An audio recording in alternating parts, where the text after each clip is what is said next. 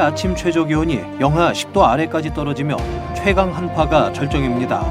내일부터 기온이 조금씩 오를 전망입니다. 한파와 폭설에 천연기념물 사냥이 먹이를 찾아 민가 근처까지 내려오고 있습니다. 보호단체들이 먹이 주기에 나서고 있지만 어려움이 많습니다.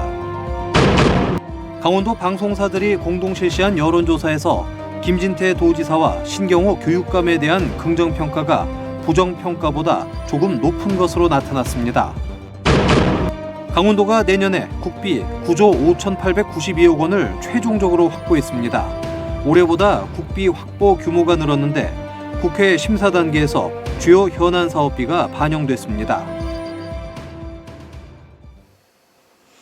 안녕하십니까. 뉴스데스크 강원입니다. 오늘 아침 대부분 지역의 최저 기온이 영하 10도 아래로 떨어지며 최강 한파가 절정에 달했습니다. 강원지방기상청에 따르면 오늘 아침 최저기온은 대관령 영하 20.4도, 정선 사북 영하 19도, 태백 영하 17.3, 속초 영하 13.2, 강릉 영하 11.1, 삼척 영하 10.4도를 보였습니다. 오후 6시 기준 강원 산지와 태백 정선 고성 평지에는 한파특보가 내려져 있고 동해안 평지에는 건조주의보가 발효 중입니다. 내일부터 기온은 조금씩 오르겠지만 모레에는 일부 내륙과 산지에 1에서 3cm의 눈 또는 5mm 미만의 비가 내릴 것으로 예보됐습니다. 70cm의 폭설에다 영하 30도 가까이 떨어진 강원도에서는 사람뿐 아니라 야생동물도 힘든 시간을 보내고 있습니다. 특히 멸종위 기종 사냥들도 며칠 사이 먹이를 찾아 도로까지 내려오는 일이 잦아지고 있습니다. 이준호 기자가 동행 취재했습니다. 새하얀 눈으로 뒤덮인 강원도 구룡령 옛길. 사냥 2마리가 도로가 산비탈에 내려와 주위를 두리번거립니다. 같은 날 설악산에서 내려온 것으로 보이는 사냥이 마른 풀을 뜯어먹고 있는 모습이 포착됐습니다. 깊은 산속에 사는 사냥이 도로가까지 내려온 건 폭설 때문에 먹이를 찾는 게 힘들어졌기 때문으로 추정됩니다. 해가 좀 든 곳이 이제 건초가 좀 있었거든요. 풀을 되새김질하고 있더라고요. 한국사냥보호협회에 따르면 최근 2달 새 강원도에서 폐사한 천연기념물 사냥은 모두 9마리. 지난해 같은 기간에 비해 4배 이상 많이 죽은 겁니다. 급한 대로 사냥보호단체 회원들이 먹이를 짊어지고 눈 덮인 산을 올라 사냥 먹이를 주고 있습니다. 지게로 건초를 메고 해발 500m까지 올랐는데요. 이곳은 사냥의 주요 서식지인데 먹이를 지금 풀어놓겠습니다. 보호단체는 15년 넘게 야생동물 먹이 주기를 이어오고 있습니다. 높은 곳에서 서식을 하고 있다 보니까 먹을 곳이 없어요. 겨울이 잘 나도록 무사히 나도록 기원하면서 오랫동안 건초를 주게 됐습니다. 하지만 보호단체 회원들이 대부분 환갑을 넘긴 고령이어서 보호 활동도 쉬운 일이 아닙니다. 체력적인 것이 문제가 되고 눈이 오고 이럴 적에 우리들이 행사를 많이 하고 그다음에 줄 가는데 아무래도 길이 좀 미끄럽고 많이 좀 힘들어요. 문화재청이 지난 2007년부터 본격적인 사냥 복원 사업을 시작한 가운데 2020년 기준 1,200여 마리의 사냥이 생존해 있는 것으로 추정됩니다. MBC 뉴스 이준호입니다. 내년 제22대 총선을 앞두고 강원 지역 방송사가 공동 실시한 여론조사 마지막 보도입니다. 김진태 강원도지사와 신경호 교육감의 직무수행평가는 모두 긍정평가가 소폭 우세했는데 작년 6월 지방선거와는 달랐습니다. 허주희 기자입니다. 지난해 6일 지방선거 때 당선된 강원도지사와 강원도 교육감의 직무 수행에 대해 어떻게 평가하는지 도민 4천 명에게 물었습니다. 김진태 지사의 경우 매우 잘한다 14%, 다소 잘한다 32%, 매우 잘 못한다 22%, 다소 잘 못한다 20%로 긍정평가가 부정평가보다 5%포인트 높게 나타났습니다. 지난해 6월 지방선거 때 얻은 득표율 54.07%보다 긍정평가가 8.22%포인트 낮게 나왔습니다. 선거구별로 보면 춘천, 철원, 화천, 양구, 갑선거구에서는 부정평가가 49%로 긍정평가보다 5%포인트 높게 나왔습니다.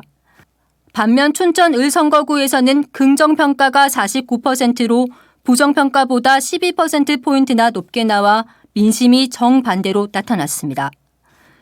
원주 갑에서는 부정평가가 56%로 긍정평가보다 25%포인트나 높게 나왔고 원주 을에서도 부정평가가 44%로 긍정평가보다 2%포인트 높았지만 오차 범위 아니었습니다. 강릉 선거구에서는 긍정평가가 47%로 부정평가 38%보다 9%포인트 높았고 동해 태백 삼척 정선 선거구는 긍정평가가 52%로 부정평가 34%보다 18%포인트나 높았습니다. 속초 인제 고성 양양 선거구에서도 긍정평가가 47%로 부정평가 39%보다 8%포인트 높았습니다. 홍천 횡성 영월 평창 선거구에서도 긍정평가가 53%로 부정평가 33%보다 20%포인트나 높게 나왔습니다. 춘천 갑과 원주 갑을 이렇게 3개 선거구를 제외한 5개 선거구에서 긍정평가가 우세했습니다. 연령별로는 만 18세부터 50대까지는 부정평가가 높았고 60대와 70대 이상에서는 긍정평가가 높게 나타났습니다. 신경호 교육감의 직무 수행에 대해서는 매우 잘한다 6%, 다소 잘한다 29%, 매우 잘 못한다 12%, 다소 잘 못한다 20%로 긍정평가가 부정평가보다 소폭 높았습니다. 지난해 6월 지방선거 때 득표율 29.51%와 비교하면 긍정평가가 5.7%포인트 높습니다. 선거구별로는 원주 갑을과 강릉 선거구를 제외한 5개 선거구에서 긍정평가가 오차 범위 밖에서 높게 나타났습니다. 연령별로는 만 18세부터 20대, 60대와 70대 이상에서는 긍정평가가 높았고 30, 40대는 부정평가가 높았습니다. 50대는 긍정과 부정평가가 팽팽하게 나왔습니다. 지난해 지방선거와는 달라진 민심을 보여준 강원도 유권자들이 내년 국회의원 선거에서는 어떤 선택을 할지 주목됩니다. MBC 뉴스 허주입니다. 내년도 정부 예산이 확정된 가운데 강원도의 최종 국비 확보액이 올해보다 6.3% 늘어난 9조 5,892억 원인 것으로 나타났습니다. 강원도는 당초 내년도 정부 예산안에 반영된 국비 9조 5,167억 원을 그대로 확보하고 국회 심사 단계에서 725억 원을 추가 반영시켜 최종 9조 5,892억 원을 확보했다고 밝혔습니다. 국회 심사 단계에서 확보된 주요 현안 사업 국비는 수소 저장 운송 클러스터 구축 12억 원, 전기차 성능 복원 배터리 안전성 평가 시스템 기반 구축 15억 원 등입니다.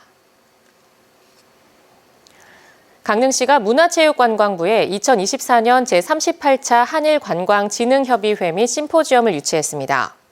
정부 및 관광업 관계자들이 참여하는 한일관광진흥협의회는 관광 발전 방안을 논의하는 자리로 매년 한국과 일본에서 순환 개최합니다. 이로써 강릉시는 올해 6월 한 대만 관광교류회의에 이어 2년 연속 정부 주관 국제관광회의를 열게 됐습니다. 동해안권 경제자유구역청이 오늘부터 강릉 옥계지구의 산업시설 용지를 분양합니다.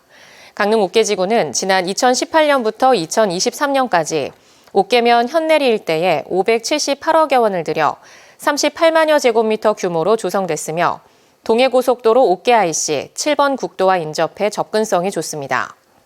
이번에 공급하는 산업시설 용지는 13만여 제곱미터며 분양 가격은 3.3제곱미터에 49만 4천여 원입니다. 강릉 옥계지구는 당초 1차 금속 제조업과 연구개발업 업종만 입주가 가능했지만 최근 전기장비 제조업 등 유치 업종을 7개로 확대했습니다.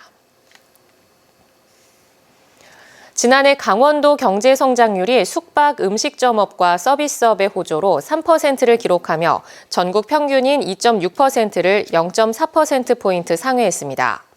지역 총소득은 7.2%인 3조 4천억 원이 늘었는데 증가율은 세종에 이어 전국에서 두 번째로 높은 수준입니다. 강원도는 지난해 하반기 관광객이 크게 늘면서 숙박 음식점업과 서비스업을 중심으로 지역 경기가 회복된 것을 주요 원인으로 분석했습니다.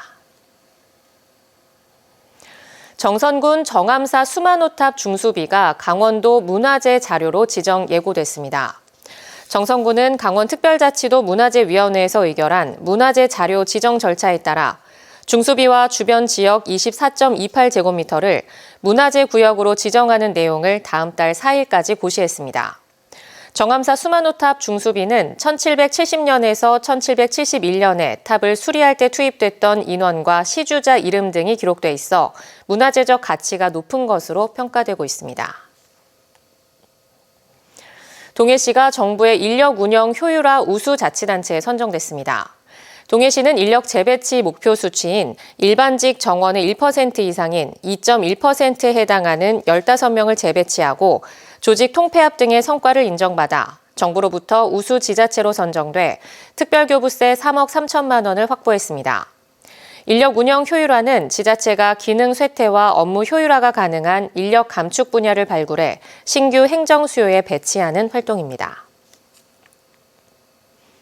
한파 특보가 발효되면 주거시설 화재도 더 많아지는 것으로 나타났습니다.